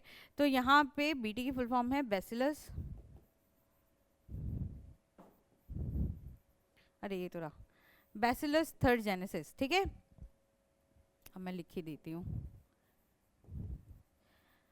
ये बैसिलस थर्जेनेसिस क्या है, बैसिलस थर्जेनेसिस बेटा एक बैक्टीरिया है, ठीक है। अब ये बैक्टीरिया क्या होता है, ये बैक्टीरिया खास तरीके का, तुम्हें पता होगा कि बैक्टीरिया हमें बीमार करते हैं या किसी भी ऑर्गेनिज्म को अगर होस्ट बनाते हैं तो उनके पास क्या होता है बेटा, टॉक्सिन, केमिकल, टॉक्सिक केमिकल्स होते हैं जिनको हम टॉक्सिन बोलेंगे। तो ये टॉक्सिन होते हैं जो क्या करते हैं हमें, जैसे अभी मेरे को बैक्टीरियल क्या कहते हैं इन्फेक्शन हो जाए तो मुझे फीवर वगैरह आएगा, ऐसे ही प्लांट्स हो गए या फिर कोई भी इंसेक्ट, कुछ भी जिसके अंदर भी बैक्टीरिया जा रहा है वो उसे बीमार कर रहा है, बाय विच, ये टॉक्सिक के वजह से। तो ये जो टॉक्सिन होता है बैसिलस थर्जेनेसिस का, वो क्या करता है बेटा, वो इस कैटरपिलर को मारने में हेल्प करता है, ठीक है। क्योंकि जैसे ही वो कैटरपिलर के अंदर जाएगा, ठीक है, जैसे ही, अब देखो बैसिलस है, बैसिलस तुमको पता है कि रॉड शेप होना चाहिए, तो देखो रॉड शेप तुम्हें क्या दिख रहे हैं बेटा, तुम्हें ये बैक्टीरिया दिख रहे हैं, ये रॉड जैसे है ना। तो बैसिलस थर्जेनेसिस आपके क्या कर रहे हैं, वो टॉक्सिन, यहाँ से क्या निकल रहा है, केमिकल निकल रहे हैं, है ना, यानी कि टॉक्सिन्स निकल रहे हैं। अब ये टॉक्सिन्स जैसे ही आपका कैटरपिलर खा लेता है, कंज्यूम करता है, वो क्या होता है, इसके अंदर जितनी इसका गट होता है, इंटेस्टाइन वगैरह, उसको क्या बना देता है बेटा, पोरस, ठीक है। पोरस का मतलब क्या हो गया, छोटे छोटे छेद कर देगा उनके इंटेस्टाइन में, और छेद हो जाएंगे इंटेस्टाइन में, किसी की भी इंटेस्टाइन में छेद हो जाएंगे, गट में छेद हो जाएंगे, तो क्या होगा, वो अल्टीमेटली क्या हो जाएगा, मर जाएगा बेटा, है ना। तो अल्टीमेटली इसकी डेथ कॉज कर देता है, ठीक है, by making its gut porous, ठीक है। तो अब बात आती है कि ये क्यों इसको इफेक्ट करेगा, ये तो पौधे पे है, ठीक है। या तो ये बैसिलस थर्जेनेसिस इस पौधे पे लगे तो ये पौधे को भी खराब कर सकता होगा, ठीक है। या तो फिर मतलब ये बैक्टीरिया को इसके अंदर इंट्रोड्यूस करने के लिए या फिर ये बैक्टीरिया का टॉक्सिन इसको पास लाने के लिए कुछ ना कुछ तो हमें करना पड़ेगा। तो वो कुछ ना कुछ क्या किया लोगों ने, उन लोगों ने को जब ये इन्फॉर्मेशन मिली कि इस तरीके का अगर बीटी टॉक्सिन हम क्या कर सके, पानी में मिक्स करके, mixed with water and spread on to vulnerable plants, हमारे जो ऐसे पौधे जिन पे ये कैटरपिलर क्या कर रहा था, रिलाय कर रहा था, उन पे अगर हम ये डाल दें तो ये जैसे कि ब्रेसिका, अब ये इंपॉर्टेंट क्वेश्चन है यहाँ पे, ब्रेसिकाज एंड फ्रूट ट्रीज, मैंने तुमको बताया कि कैटरपिलर है क्या कहते हैं वो भी किसका, बटरफ्लाई का, तो उसको फ्रूट्स पसंद है ना, फ्रूट्स और ब्रेसिका फैमिली वाले जो पौधे हैं उन पे रहता है बेटा, these are eaten by the caterpillar. और ये क्या होगा अल्टीमेटली, जब तुम स्प्रे कर दोगे इस पौधे पे, स्प्रे कर दोगे बीटी टॉक्सिन से, केमिकल ही तो होगा अल्टीमेटली, कुछ भी है तो केमिकल ही है, ठीक है, उससे स्प्रे करोगे तो हम मान लो कि ये इसको जैसे इसके लीव्स खाने वाला है या इसके फ्रूट्स खाने वाला है या फ्लावर्स को खाने वाला है, तो वो भी इसके टॉक्सिन भी इसके साथ साथ अंदर चला जाएगा, और टॉक्सिन जब अंदर चला जाएगा तो ये कैटरपिलर मर जाएगा, है ना। तो इस तरीके से आप बचा सकते हो।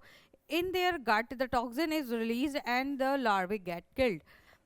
Scientists have introduced bee thuringiensis toxin genes into the plants, example BT cotton. अब आपने सुना है बीटी कॉटन के बारे में, बीटी ब्रिंजल के बारे में, बीटी भिंडी के बारे में, और बीटी क्या कहते हैं मेज़ के बारे में भी सुना होगा, है ना, बीटी कॉर्न। तो ये जो सारी आपकी क्रॉप्स हैं तो इन पे कैटरपिलर लगता था बेटा। अब जब ये कैटरपिलर लगता था तो हम मतलब टॉक्सिन स्प्रे करते रहें, तो ये एक तरीके से अच्छी चीज़ तो है, बट अगेन केमिकल का यूज़ हो रहा है, अगेन आपको दिक्कत होगी किस चीज़ में, वही कि इसको किस तरीके से प्रोडक्ट को रखा जाए, किस तरीके से प्रोडक्ट को मतलब यूज़ किया जाए, सबको नहीं यूज़, फार्मर्स को यूज़ करवाना प्रोडक्ट को बहुत इशू वाली बात हो जाती है, क्योंकि वो इतने ज़्यादा समझदार नहीं होते। अब स्प्रे कराना, इतनी बड़ी फील्ड में स्प्रे करने में भी दिक्कत होती है ना, तो वो सारे मतलब कहीं ना कहीं इक्विपमेंट्स वाइज हमें इश्यूज हैं। तो हमने क्या किया कि जो ये बीटी थर्जेनेसिस टॉक्सिन, अब कोई भी बैक्टीरिया होगा वो अगर कोई प्रोटीन बना रहा है, तो अभी हमने मॉलिकुलर बेसिस ऑफ इनहेरिटेंस में पढ़ा था कि कोई भी केमिकल बन रहा है तो उसके लिए प्रोटीन बन रहा होगा, एंड प्रोटीन बन रहा है तो प्रोटीन के लिए जीन होता होगा सर्टेन, वो सर्टेन जीन हमने इंट्रोड्यूस करा दिया प्लांट्स में। अब हमारा जो नेक्स्ट चैप्टर आएगा ना उसमें हम पढ़ेंगे कि किस तरीके से जीन्स को इंट्रोड्यूस कराया जाता है प्लांट में, ठीक है। तो वैसे तो तुम लोग सीयूटी की प्रिपरेशन कर रहे हो तो मैं ये चीज़ आती ही होगी आगे, लेकिन फिर भी मैं डिस्क्लोज कर दूंगी, ठीक है।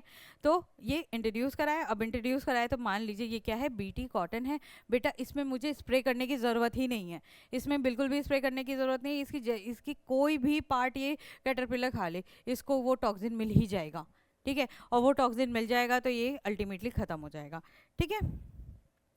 तो इस तरीके से मतलब वेपन्स का यूज़ करके, बायो माइक्रोब्स का यूज़ करके, इनफैक्ट हमने इंसेक्ट्स का भी यूज़ करके क्या किया है बेटा, कैसे हमने बायोलॉजिकल चीज़ों को या लिविंग ऑर्गेनिज्म को यूज़ करते हुए अपने फ़ायदे के लिए या अपने प्लांट्स को डिजीज़ से बचाने के लिए हमने कितने सारी टेक्निक्स इंट्रोड्यूस होते हुए देख ली हैं, ठीक है। अब ऐसा ही आता है माइक्रोबियल कंट्रोल एजेंट्स में, बायो कंट्रोल एजेंट्स में ट्राइकोडर्मा, ठीक है, जो कि एक स्पीसीज़ है बेटा फंगस की, उसके बारे में हम समझते हैं क्या है ये।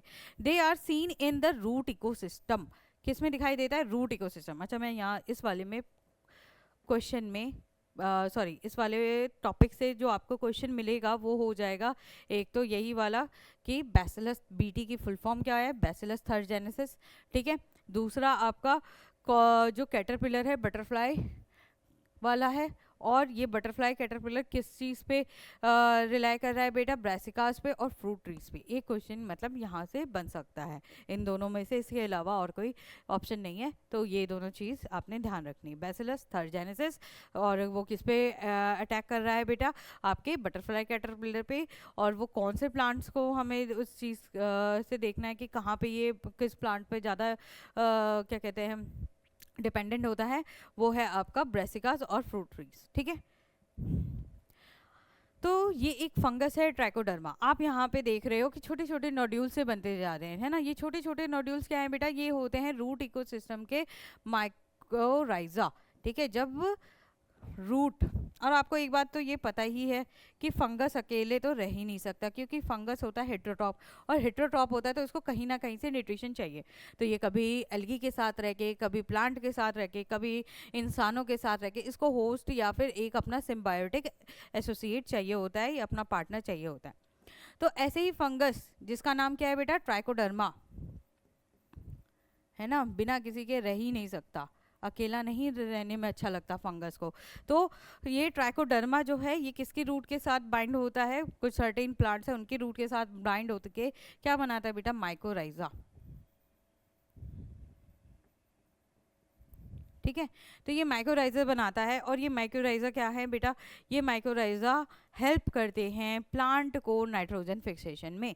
ठीक है, they control several plants pathogen, और साथ ही साथ कि इसमें क्या होता है, ये इससे रेजिस्टेंट। अब तुम्हें पता है पेनिसिलिन हमने पढ़ा, पेनिसिलिन क्या एंटीबायोटिक है, एंटीबायोटिक है किसके अगेंस्ट, कुछ सर्टेन मतलब आपके बैक्टीरियाज वगैरह के अगेंस्ट वर्क करती है।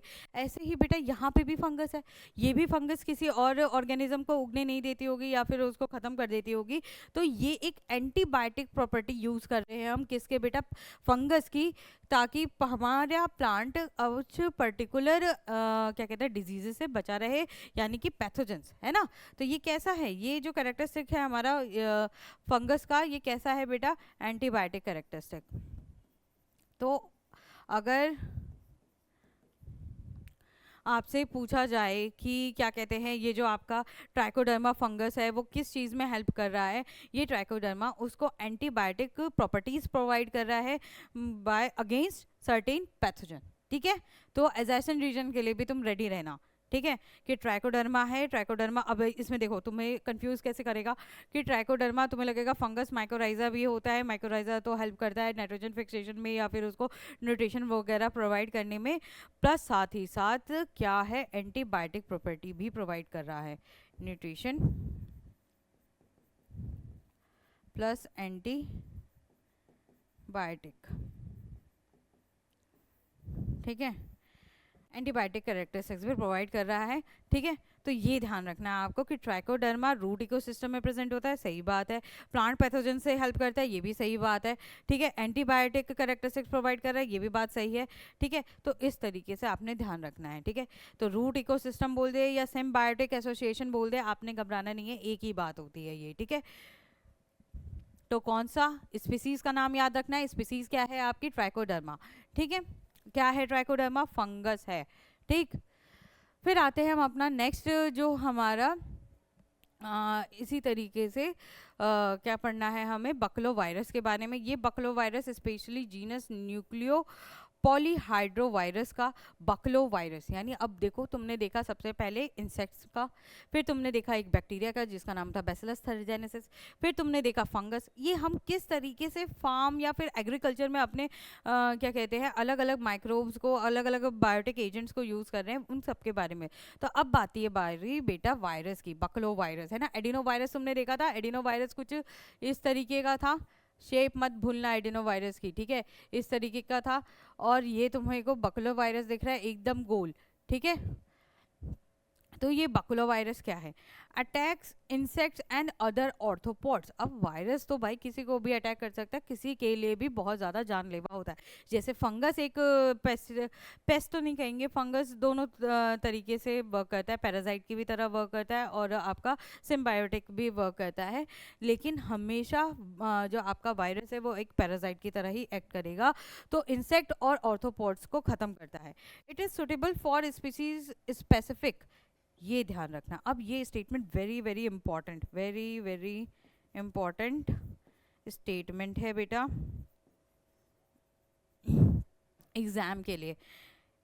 बक्लो वायरस क्यों इम्पॉर्टेंट है, क्योंकि ये species specific narrow spectrum insecticidal application and desirable in IPM integral pest management programme to conserve beneficial insects. क्या हुआ, क्या कह दिया ये, देखो ये बक्लो वायरस है, वायरस क्या करेगा, वायरस अटैक करेगा कुछ। अब देखो राइनो वायरस है तो वो केवल ह्यूमंस को ही कोल्ड एंड कफ कर रहा है, HIV वायरस है तो केवल ह्यूमन को ही अटैक कर रहा है, तो ऐसे ही ये बक्लो वायरस है, ये भी तो किसी स्पेसिफिक पैथोजन या फिर हमारे कह दे किसी पर्टिकुलर ऑर्गेनिज्म पे ही अटैक कर रहा है। वो पर्टिकुलर ऑर्गेनिज्म क्या हो गए, स्पीसीज स्पेसिफिक, यानी पर्टिकुलर स्पीसीज पे अटैक कर रहा है, तो ये बक्लो वायरस स्पीसीज स्पेसिफिक हो गया बेटा। और क्योंकि स्पीसीज स्पेसिफिक है तो नैरो हो गया उसका, ब्रॉड, ब्रॉड मतलब पूरे सबको कवर कर लेगा नहीं, कुछ सर्टेन अमाउंट ऑफ ऑर्गेनिज्म पे ही अटैक कर रहा है, तो नैरो स्पेक्ट्रम वाला हो गया। कैसा, इंसेक्ट्स को, अब वो ऑर्गेनिज्म कौन है बेटा, इंसेक्ट्स है बेटा, तो इंसेक्ट्स को खत्म कर रहा है, ठीक है, एंड डिजायरेबल इन, इस वजह से ये यूज होता है इंटीग्रेटेड पेस्ट मैनेजमेंट में। ये जो हमने अभी सारे पेस्ट मैनेजमेंट देखे उनमें उसको क्या बोलते हैं, उस पूरे प्रोग्राम को इंटीग्रेटेड पेस्ट मैनेजमेंट प्रोग्राम बोलते हैं बेटा। और इससे हमें क्या फ़ायदा मिलेगा कि जो हम इंसेक्ट्स, जो पर्टिकुलर इंसेक्ट्स जिनको हम नहीं चाह रहे मारना, उनसे उनको बचा भी लेंगे, प्लस जो इंसेक्ट्स हम मारना चाह रहे हैं उनको वो ख़त्म भी हो जाएंगे। तो पेस्ट स्पेसिफिक हमारा ये क्या हो जाएगा, एक बायो कंट्रोल टेक्निक हो जाएगी जब हम बकलो वायरस को यूज करेंगे। ठीक है, सिंपल सी बात है ना। अब ये चीज़ दिखा रखे तुम्हें बकलो वायरस का, ठीक है, किस तरीके से यूज होता है और क्या करता है। बकलो वायरस मल्टी कैस्पिड न्यूक्लियोपॉली हाइड्रोवायरस, ठीक है, क्यों बोल रहा है इसको पॉली हाइड्रोवायरस, इसका अलग अलग स्ट्रेन यूज होती हैं और क्या होता है वो बेटा हेल्प करता है किसी भी पर्टिकुलर इंसेक्ट्स को ख़त्म करने में। ठीक है, अब यही अब प्रैक्टिस कर लेते हैं ना जो हमने अभी तक पढ़ा। हमने क्या पढ़ा, हमने पढ़ा बायोलॉजिकल कंट्रोल और बायोलॉजिकल कंट्रोल अगेंस्ट पेस्ट और डिजीज।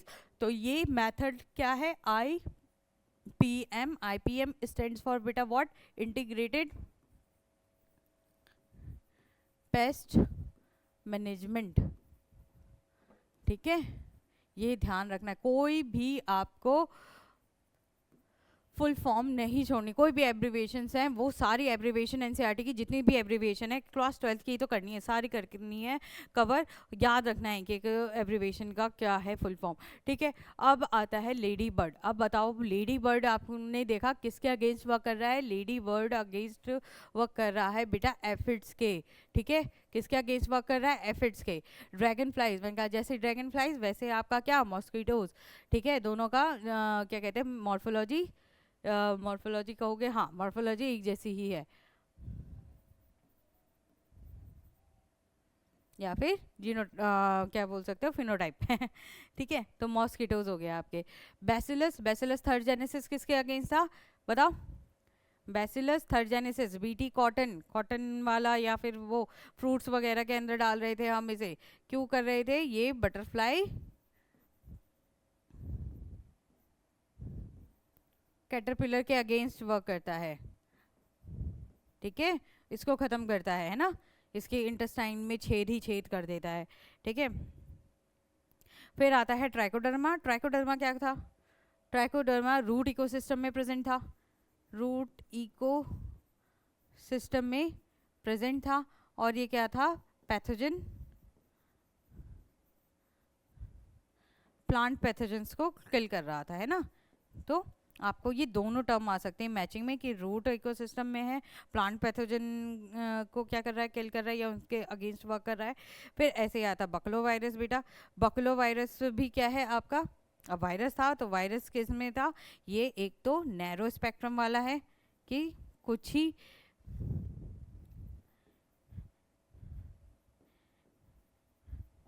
नैरो स्पेक्ट्रम इंसेक्टिसाइड, कैसा है, पेस्ट खत्म कर रहा है, तो पेस्ट में भी कौन से इंसेक्ट्स को खत्म कर रहा है बेटा, तो इंसेक्टिसाइड्स। ठीक है, इंसेक्टिसाइड्स पेस्टिसाइड अलग होते हैं।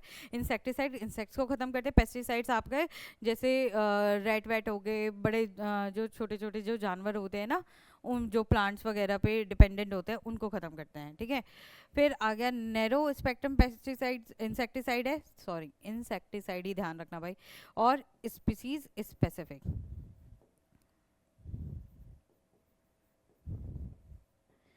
Species specific insecticide. ठीक है, तो ये चीज़ आपको ध्यान रखनी है, ये एक एक आपको क्या कहते हैं, एक एक क्वेश्चन बन सकता है, एक एक एमसीक्यू इस पे बन सकता है, और साथ ही साथ मैचिंग में आ सकता है, तो बहुत ही इंपॉर्टेंट है। नेक्स्ट है आपका क्या, माइक्रोब्स एज बायो फर्टिलाइजर्स। ठीक है, तो आपने ये देख लिया कि किस तरीके से बायो कंट्रोल में हेल्प कर रहे हैं, अब फर्टिलाइजर में भी किस तरीके से हेल्प करते हैं माइक्रोब्स, उसके बारे में बात कर रहे हैं। तो अभी तक हमने माइक्रोराइजा का ये देखा कि फंगस का एसोसिएशन हेल्प करता है पैथोजन्स को किल करने में, तो अब हम पढ़ेंगे किस तरीके से फंगस प्लस साथ ही साथ दूसरे स्पीसीज या फिर माइक्रोब्स हेल्प कर रहे हैं प्लांट को फर्टिलाइजर या फिर उसको ग्रो करने में, है ना। तो bio fertilizers are organisms that enrich, तो तुम्हें एक बायो फर्टिलाइजर्स की फुल फॉर्म या स्टेटमेंट समझ में आनी चाहिए कि बायो फर्टिलाइजर्स क्या है, ऑर्गेनिज्म है ना, तुमको केमिकल दे देगा नहीं, ऑर्गेनिज्म है that enrich the nutrient quality of the soil, जैसे कि बैक्टीरिया, फंगस और साइनोबैक्टीरिया, और बहुत सारे हो सकते हैं। ठीक है, बैक्टीरिया हो गया बेटा, फंगस हो गया, साइनोबैक्टीरिया हो गया। अब तुम सोचो इसमें अर्थवॉर्म भी ऐड कर देंगे हम तो वो अलग हो जाएगा, कुछ छोटे मोटे कीड़े भी इसी तरीके से हेल्प करते हैं, तो बहुत बहुत बड़ी रेंज है ना, तो वो हमें समझनी है। राइजोबियम, सबसे पहला है राइजोबियम, समझते हैं क्या है।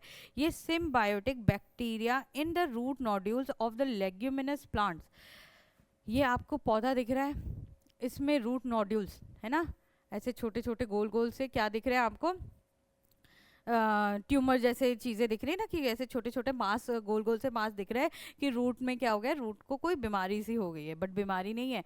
ये क्या है बेटा, ये रूट नोड्यूल्स हैं किसके, लेग्यूमिनस प्लांट्स के, जैसे आपके दाल वगैरह हो गई है ना, पी प्लांट हो गया, तो उनकी रूट्स में आपको जब उनको उखाड़ोगे ना पौधों को, तो इस तरीके की रूट दिखाई देगी। अब ये स्ट्रक्चर है क्या, ये स्ट्रक्चर में आपको क्या मिलेगा, आपको मिलेगा बेटा बैक्टीरिया। कौन सा बैक्टीरिया मिलेगा, ये देखते हैं। ठीक है, ये जो बैक्टीरिया है इसका नाम है राइजोबियम। ठीक है, ये राइजोबियम बैक्टीरिया है, ये हेल्प करता है एटमॉस्फेयर में जो नाइट्रोजन, अब तुमको पता होगा कि जो प्लांट है, प्लांट को सबसे ज़्यादा इम्पॉर्टेंट या सबसे ज़्यादा यूज़ में आने वाला जो मैक्रो न्यूट्रिएंट है वो है नाइट्रोजन बेटा। तो नाइट्रोजन को तभी तो ये जो लेग्यूमिनस प्लांट होता है वो प्रोटीन रिच होता है। प्रोटीन का मतलब क्या, नाइट्रोजन जितना ज़्यादा हुआ, तो नाइट्रोजन रिच करने के लिए ये राइजोबियम की ज़रूरत पड़ती है। ये बैक्टीरिया हेल्प करता है जो आपके सॉइल में नाइट्रोजन आता है उसको इस प्लांट के अंदर इंट्रोड्यूस कराने में, उसको एब्जॉर्प्शन में, कि नाइट्रोजन किस तरीके से वो ऑब्जॉर्ब कर सके, उसमें कौन हेल्प कर रहा है बेटा, आपका rhizobium. Free living bacteria in the soil, free living मतलब अब देखो ये कैसा है, ये आपको रूट से बाइंड होता हुआ दिख रहा है, तो क्या मैं इसे फ्री लिविंग बोलूंगी, नहीं, तो ये कैसा है, नॉन फ्री लिविंग। अरे non free living nitrogen fixation bacteria का एग्जाम्पल हो जाएगा राइजोबियम। ठीक है, और फ्री लिविंग बैक्टीरिया, और मतलब बस बैक्टीरिया सॉइल के अंदर प्रेजेंट है, ठीक है, तो उसमें आ जाता है एजो स्पाइरलम एंड एजोटोबैक्टर। ठीक है, दोनों ए से है ना, आज़ाद। ठीक है, एजी क्या, एजी इज आज़ाद हैं, ये फ्री हैं ये, यानी कि तो ये फ्री लिविंग आपके जो बैक्टीरिया हैं ये भी हेल्प करेंगे, नाइट्रोजन कंटेंट बढ़ा देंगे सॉइल में, तो अल्टीमेटली सॉइल में भी अगर नाइट्रोजन बढ़ता चला गया है ना, ये अगर आपकी सॉइल है, ठीक है, ये आपका प्लांट है, ये उसकी रूट्स हैं बेटा, और सॉइल में अगर नाइट्रोजन बढ़ता चला गया, ठीक है, N2 ठीक है, बढ़ता चला गया। अब देखो इस N2 में तो नहीं होगा, दूसरे मतलब क्या एलिमेंट्स के साथ दूसरे मॉलिक्यूल्स मिलेंगे तुम्हें नाइट्रोजन के, ठीक है, ये कंपाउंड नहीं मिलेगा। ठीक है, पर जो ये बैक्टीरिया हैं, ये बैक्टीरिया रूट से बाउंड ना होके बेटा, ये रूट से बाउंड ना होके ये ऐसे फ्री दिखेंगे इस तरीके से पूरे सॉइल में। ठीक है, रूट से बाउंड नहीं होंगे, जबकि यहाँ पे आप देख रहे हो यहाँ पे ये रूट से बाइंड हो रखे, तो ये नॉन फ्री लिविंग है। और एजोस्पाइरलम या फिर आपका क्या कहते हैं एजोबैक्टर, साथ ही साथ एजोबैक्टर क्या है आपका फ्री लिविंग बैक्टीरिया। तो एजी दोनों में आ रहा है, एजी आज़ाद। ठीक है, आज़ाद मतलब फ्री लिविंग। ठीक है, याद रख लोगे, कोई दिक्कत नहीं। तो यहाँ से भी एक क्वेश्चन बन सकता है। तो चैप्टर में हर टॉपिक से कुछ ना कुछ आपको एक या दो क्वेश्चन दिख रहे हैं। दो क्वेश्चन कौन से, एक तो ये हो गया कि बायो फर्टिलाइजर्स क्या होते हैं बेटा, ये ऑर्गेनिज्म होते हैं। आपको ये पूरी फुल फॉर्म थोड़ी देगा, आपको सिर्फ कहाँ पे मतलब आपको ट्रिकी क्वेश्चन कहाँ है, फर्टिलाइजर्स वर्ड सुनते ही दिमाग का पहले जो सेंस होता है ना वो यही सेंस आता है, फर्टिलाइजर, अरे ये तो केमिकल होना चाहिए। नहीं, बायो वर्ड को मत भूलना, bio is for organism, life. ठीक है, तो ये क्या है बेटा, वो ऑर्गेनिज्म है जो सॉइल की रिचनेस या फिर फर्टिलिटी को एनहेंस करते हैं। ठीक है, तो इसमें बैक्टीरिया, फंगाई, साइनोबैक्टीरिया, बहुत सारे एग्जाम्पल आ जाएंगे, इस पे क्वेश्चन नहीं आने वाला। राइजोबियम पे आ सकता है, राइजोबियम फ्री लिविंग नहीं है तो क्या है बेटा, सिम्बायोटिक, जोड़ है दोनों में, मतलब अच्छा घनिष्ठ प्रेम है, कि मतलब क्या कर रहा है, ये सिम्बायोटिक रिलेशनशिप दिखा रहा है। अब इसको क्या फ़ायदा मिलेगा, ऑफ कोर्स बैक्टीरिया को फ़ायदा मिलेगा कि जो भी खाना वो बनाएगा ग्लूकोज इसको भी मिल जाएगा बेटा, ठीक है। क्या हेल्प कर रहा है? Atmospheric nitrogen. अब यहाँ पे एटमॉस्फेरिक नाइट्रोजन है, जो एटमॉस्फेयर में नाइट्रोजन प्रेजेंट है उसको फिक्स करने में, तो ये एक इम्पॉर्टेंट पॉइंट है, ठीक है। फिर उसके बाद फ्री लिविंग बैक्टीरिया में के एग्जांपल ध्यान रखना है। एजो, इस पे तो पक्का 100% क्वेश्चन आ सकता है। एजोस्पाइरलम और एजोबैक्टर, ठीक है, आपके फ्री लिविंग बैक्टीरिया हैं। ये भी क्या करते हैं? नाइट्रोजन कंटेंट सॉइल का बढ़ा रहे हैं, ठीक है। तो इस तरीके से ये बायो फर्टिलाइजर्स में आपने बैक्टीरिया, डिफरेंट बैक्टीरियाज के बारे में पढ़ा, ठीक है।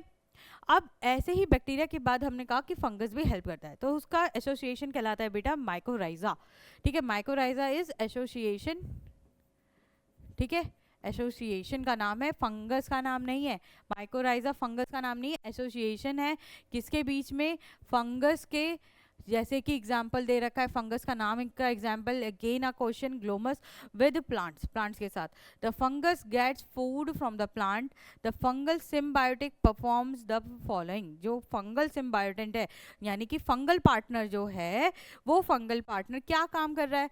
वो फंगल पार्टनर एब्जॉर्ब कर रहा है बेटा फॉस्फोरस, ठीक है। तुम्हें दे देगा नाइट्रोजन, तुम्हें दे देगा पोटेशियम, नहीं फॉस्फोरस। अब पोटेशियम दे दिया, पी से ही स्टार्ट होगा, दिमाग पहला ही पी वर्बल लेटर देखते ही क्या कर देगा कि हाँ सही है, नहीं, ध्यान रखो पूरा फॉस्फोरस, ठीक है। फॉस्फोरस को from soil and passes it into the plant, ठीक है, क्योंकि फंगस का ज़्यादातर एब्जॉर्प्शन फॉस्फोरस के लिए होता है, फॉस्फोरस के अगेंस्ट फॉस्फोरस चाहिए होता है उसको भी, तो फॉस्फोरस को एब्जॉर्ब करता है और क्या करता है? प्लांट तक पहुंचाता है। Give resistance to the root borne pathogens, अभी मैंने बता दिया था ना तुम्हें अभी पहले ही, माइकोराइजा वहाँ पे कौन सा, तो देखो केवल ग्लोमस। अब तुम्हें एक और एग्जाम्पल मिल चुका है ट्राइकोडर्मा का, है ना। तो ट्राइकोड इसी तरीके से बायो पढ़ी जाती है। तुम्हें लगता है कि क्वेश्चन नए बना दिए आउट ऑफ सिलेबस, नहीं भाई, ट्राइकोडर्मा उसने ऑलरेडी बता दिया है, तो ट्राइकोडर्मा भी आपके बायो फर्टिलाइजर्स में आ सकता है। प्लस क्योंकि वो क्या कहते हैं फंगल है, तो उसकी एक प्रॉपर्टी है एंटीबायोटिक होने की, तो पैथोजन से भी प्रोटेक्ट करेगा। And tolerance to the salinity and the drought, ठीक है, जो पीएच है सॉइल का, या जो मतलब फंगस क्या होता है, बहुत अच्छा खासा पानी एब्जॉर्ब करके रख सकते हैं, तो ड्रॉट की कंडीशन में भी उसको हेल्प कर सकता है बेटा। Give overall increase in the plant growth and development, और प्लांट की ग्रोथ और डेवलपमेंट में भी हेल्प कर सकता है। सिंपल। ग्लोमस, ट्राइकोडर्मा दो एग्जाम्पल हो गए माइकोराइजा के लिए, हेल्प कर रहे हैं प्लांट को केवल रूट बोर्न पैथोजन से ही नहीं, बल्कि फॉस्फोरस एब्जॉर्ब। तुम बस इतना याद रखो, न्यूट्रिशन वगैरह भूल जाओ, केवल फॉस्फोरस एब्जॉर्ब करने में हेल्प कर रहा है, ठीक है। फिर आते हैं साइनोबैक्टीरिया, ब्लू ग्रीन एल्गी के बारे में बात करते हैं। साइनोबैक्टीरिया क्या कर रहे हैं बेटा? ऑटोट्रॉपिक माइक्रोब्स हैं। अब तुम्हें पता है साइनोबैक्टीरिया यानी ब्लू ग्रीन एल्गी, यानी इनके पास है क्लोरोफिल। क्लोरोफिल कौन सा? ए है इनके पास। अब क्लोरोफिल है तो क्या करेंगे बेटा? फोटोसिंथेसिस करेंगे, खुद का खाना बना सकते हैं, तो ऑटोट्रॉपिक माइक्रोब्स हो गए। अब ये किस तरीके से हेल्प कर रहे हैं? दे फिक्स एटमॉस्फेरिक नाइट्रोजन। अब खाना बनाने के लिए इनको क्या करना पड़ता है बेटा? नाइट्रोजन की रिक्वायरमेंट होती है, यानी कि ये एटमॉस्फेयर से नाइट्रोजन को खींचते हैं, ठीक है। अब आता है आपका एनाबिना, नॉस्टॉक और ऑसिलेटोरिया, ये सारे, ठीक है। तो ये क्या करेंगे? In paddy fields cyanobacteria serve as bio fertilizers. It also adds organic matter to the soil and increase its fertility, ठीक है। तो ये जो साइनोबैक्टीरिया है ये क्या काम कर रहे हैं? बायो फर्टिलाइजर्स का। जब ये नाइट्रोजन फिक्सेशन कर रहे हैं तो कुछ अमाउंट में नाइट्रोजन भी रिलीज करेंगे सॉइल में, और जब सॉइल में नाइट्रोजन रिलीज करेंगे तो सॉइल कैसी हो जाएगी? अगेन क्या कहते हैं आपका, नाइट्रोजन रिच हो जाएगी, और वो प्लांट्स को हेल्प करेगी। कैसे प्लांट्स को? पैडी फील्ड्स वालों को, ठीक है। फिर उसके बाद it also adds organic matter, साथ ही साथ अब जहाँ पे बैक्टीरिया वगैरह होगा और क्या कहते हैं आपके दूसरे ऑर्गेनिजम्स भी आएंगे, फिर उसके साथ नाइट्रोजन, मतलब एक तरीके से सॉइल की फर्टिलिटी बढ़ा रहे। तो सॉइल में जितने भी सॉइल डिपेंडेंट ऑर्गेनिज्म है, केवल आपका पेड़ पौधे नहीं, वो कीड़े भी आएंगे जो क्या करेंगे बेटा? उस पर रिलाई करेंगे और उस पर डिपेंडेंट होंगे, तो आपका सॉइल के अंदर चलती है क्या? डिटेरियस फूड चेन, तो वो भी वर्क करना स्टार्ट करेगी, तो ऑर्गेनिक मैटर भी बढ़ता चला जाएगा, यानी ह्यूमस भी बढ़ता चला जाएगा, और सॉइल की फर्टिलिटी अल्टीमेटली इंक्रीज हो जाएगी। अब इससे क्या ध्यान आ रहा है? अब देखो ये है आपके एनाबिना, नॉस्टॉक, ऑसिलेटोरिया, ये साइनोबैक्टीरिया। अभी ये भी क्या है? फ्री लिविंग है, ठीक है, फ्री लिविंग, ये खुद का खाना बना पा रहे हैं ना, तो इनको मतलब ऐसा नहीं है कि रूट सिस्टम में प्रेजेंट होना चाहिए। अभी तुमने पढ़ा फ्री लिविंग, सेम ही है, चलो ठीक है। फ्री लिविंग बैक्टीरिया के भी बारे में पढ़ा आपने, है ना, एक तो ये पढ़ लिया। तो यहाँ पे कंफ्यूज मत होना, ये है साइनोबैक्टीरिया, ये एजोबैक्टर, एजोबैक्टर और आपका एंड कर देते हैं इसको, एजोबैक्टर एंड एजोस्पेरिलम, ठीक है। ये दोनों आपके क्या है बेटा, ये बैक्टीरिया, ये साइनोबैक्टीरिया के एग्जाम्पल है, ये बैक्टीरिया के एग्जाम्पल है। दोनों का काम सेम है, नाइट्रोजन फिक्सेशन करना या नाइट्रोजन का अमाउंट बढ़ा देना सॉइल में, ठीक है। इसका एग्जाम्पल एनाबीना नॉस्टॉक ऑसिलेटोरिया, इसके एग्जाम्पल एजोबैक्टर और एजोस्पाइरल, ठीक है। ये बैक्टीरिया हैं, ये क्या है आपके, देखो इसके नाम के आगे बैक्टर आ रहा है, स्पाइरिलम भी आपको पता है कि बैक्टीरिया ही होता है, तो ध्यान से इसको तो समझ ही जाओगे कि ये बैक्टीरिया है। तो ऑप्शन दे सकता है कि free living cyanobacteria help in nitrogen fixation, ठीक है। तो ऑप्शन में ये भी होगा, ये भी होगा, ये भी होगा, और एक दो और अलग ऑर्गेनिज्म हो सकता है। तो आपको ध्यान से, है ना, सेलेक्ट करना है। सारे ऑप्शन बहुत ध्यान से पढ़ो, कोई भी ऑप्शन स्किप नहीं करना है, ठीक है। पेपर में जब भी आपको लगे कि अरे ये क्वेश्चन सिंपल है, तो और ध्यान से उसको पढ़ना है ना, कोई सिली मिस्टेक्स नहीं। आते हुए क्वेश्चन कभी आपके हाथ से जाने नहीं चाहिए, नेगेटिव नहीं होने चाहिए बेटा, ठीक है। तो इस तरीके से दी एंड हो गया हमारा चैप्टर का, ठीक है। और तो ठीक है, तो चैप्टर में सबसे ज़्यादा एमसीक्यूज है बेटा, एमसीक्यूज आपको मिलेंगे कैसे, मैचिंग वाले सबसे ज़्यादा, ठीक है, मैचिंग टाइप, ठीक है, वन वर्ड टाइप, और एक दो, अरे यार क्यों ऐसे होता है ये, और एक दो डायग्राम्स के बेसिस पे, ठीक है। इस तरीके से चैप्टर को पढ़ना है कि कम से कम आपको यहाँ से 2 से, कहाँ उड़ जा रहे हैं ये हमारे लेटर्स, 2 से 3 क्वेश्चंस आपको मिल सकते हैं, ठीक है। पैराग्राफ वाले क्वेश्चंस मुझे नहीं लगता इस चैप्टर से आएंगे, पैराग्राफ के लिए नहीं, पर 2 से 3 क्वेश्चन जरूर आने, इतना इम्पोर्टेंट ये आपका चैप्टर है, ठीक है। तो बहुत अच्छे से पढ़ना, बहुत सिंपल चैप्टर है, बहुत इजी वे में मैंने आपको पढ़ाया, मुझे नहीं लगता कि बहुत ज़्यादा दिक्कत देगा आपको। तो आपको ये चीज़ आपको कवर करनी है खुद से, ठीक है, तुरंत पढ़ना है। बहुत छोटा चैप्टर है, मैंने थोड़ा सा एक्सप्लेनेशन में ज़्यादा पढ़ाया है क्योंकि आपके दिमाग में ये घुस सके, ठीक है।